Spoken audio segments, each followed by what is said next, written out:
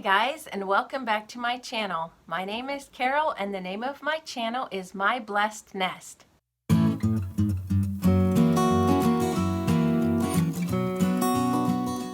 Today I'm in my craft room because I'm preparing for a challenge that I'm going to be participating in. It's hosted by Mom Das Handmade and co-hosted by Jelena of the Blondie Next Door. This challenge is the Useful DIY Challenge for May 2020, and what we need to use is cardboard. So I was in my basement cleaning up some old boxes the other day, and I found this. It was inside of a box that we got a new air cleaner in. So I looked at it and I immediately thought I could make something with that. And then I saw Mom's challenge come up and I thought, I'm going to take another look at that cardboard box. So what my eyes saw was a tray. I love farmhouse trays and there's many uses for them and I move them all around my house. So I thought I'm going to make a tray. So then, oddly enough, when I put the rest of the box in my crawl space, I found these. Now, when I found them, they weren't like this. They were all the same length, and my husband's pretty sure they were from some old shutters that he made into a fireplace screen. So I thought, maybe I could use these and put them on the side of the tray and make some kind of a, like a wooden shiplappy type thing look. So, of course, my husband helped me. He cut all of these to size and he made a little puzzle for me. Oops. I was also worried about the bottom. How was I going to make that look different and not like cardboard? So my husband had a piece of scrap wood that he cut to size, and I'm going to be able to pop that down into the cardboard and glue that in. And then he was so smart. He took these little pieces of wood and he numbered them with pencil. So they're numbered from 1 to 16. And then it's going to be like a puzzle. He numbered on the box. You probably can't see it because it's in pencil, but 1, 2, 3, 4. And so you'll be able to see the pattern that I'm going to make with these. So I have my trusty glue gun all heated up. And let's get started. The first thing I already did was I removed some styrofoam packaging material that was actually glued in here.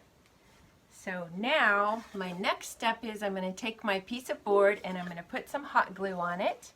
Okay, I have my hot glue gun heated up and I'm going to just attach this scrap piece of wood to my cardboard tray. Just going to dab some glue on there all the way around and in the center. Okay, so I've glued down my board into the center of the cardboard tray. I used hot glue to glue all 16 pieces onto the cardboard, following the pattern that my husband set up for me. It was super easy and quick. I chose a basic gray color and watered it down to my liking, and that is going to be my base coat on all of the slats. And just like that, the slats are painted gray. This clip shows me painting the bottom of the tray gray. I started out with some darker streaks of gray, and then I added some lighter gray and then blended it all together. I found this old paintbrush in the basement. It's seen better days, so I decided it would be a good brush to use to dry brush some white paint on the top of all my gray.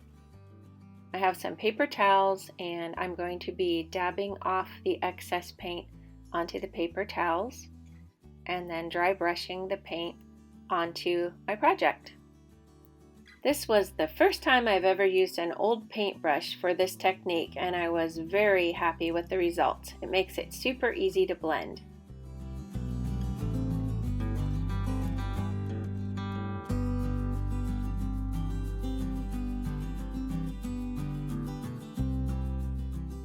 I wasn't sure what I was going to do with the cardboard sides inside there up until this point, and I decided to go ahead and paint them with the watery base coat of gray and then to go over them with a white dry brush just like I did the rest of it. Sometimes you have to make it up as you go along. At this point I was just tweaking my color, giving a little bit of a gray over top of the white, blending everything together and just making sure my color was exactly how I wanted it. Here's a quick peek of what it looks like so far. I've decided I wanted to use this twine around the top edge of the tray to give it some texture.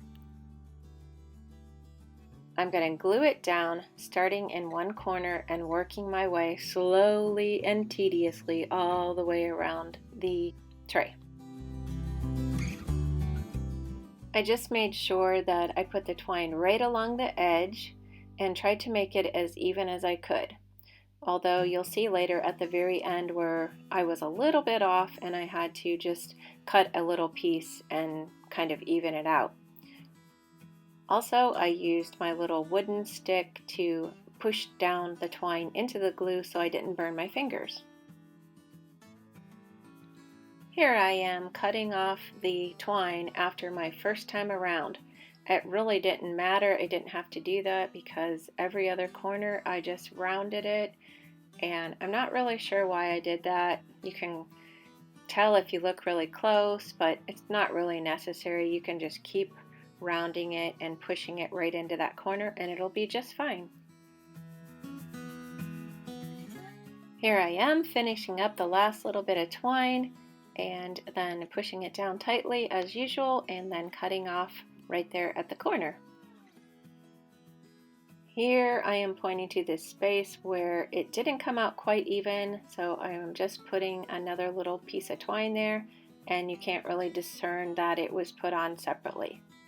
Let's head downstairs and I'm going to show you how I placed it on my coffee table and styled it. There's a little close-up of how everything turned out before I style it for you. I'm really happy with it. I think the texture is great with the twine and I love how the colors came out so weathered looking. I decided to put a little teapot on the tray, an old book, some pretty flowers, and a new acquisition, a hobnail milk glass, sugar, and creamer. Let me know in the comments below what you think of my tray. Can you tell it's made out of cardboard? If you'd like to follow me on Instagram, I'll link that below. The playlist will be listed below as well, so please be sure to check that out. And don't forget to check out Mom Das Life Handmaids channel. Thanks for hosting, Mom. Thanks for watching, everyone, and I'll see you next time. Bye-bye.